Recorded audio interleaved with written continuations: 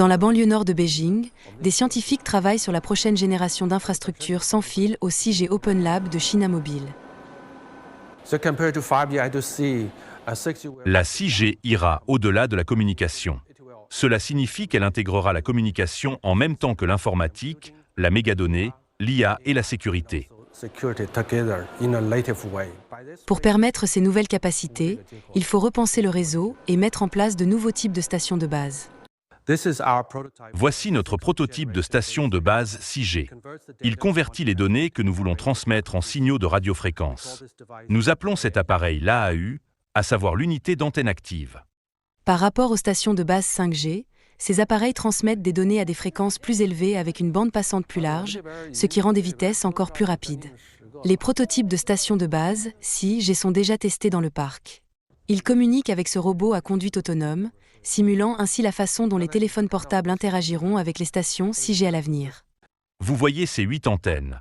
Ce sont des antennes pour le terminal 6G. À l'avenir, les appareils et les réseaux échangeront beaucoup plus d'informations qu'aujourd'hui. Prenons l'exemple des usines. Nous pensions qu'il suffisait d'offrir une latence ultra faible et une grande fiabilité, mais ce n'est pas le cas.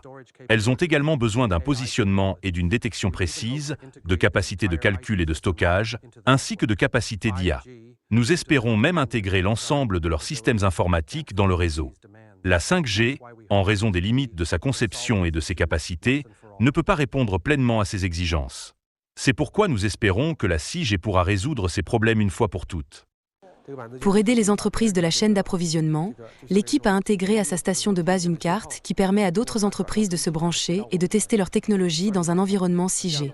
De nombreuses petites et moyennes entreprises et universités n'ont pas le budget nécessaire pour une recherche et un développement de grande envergure.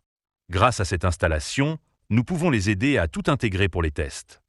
L'objectif est de construire un écosystème collaboratif capable de générer une valeur commerciale, ce que la 5G a eu du mal à offrir.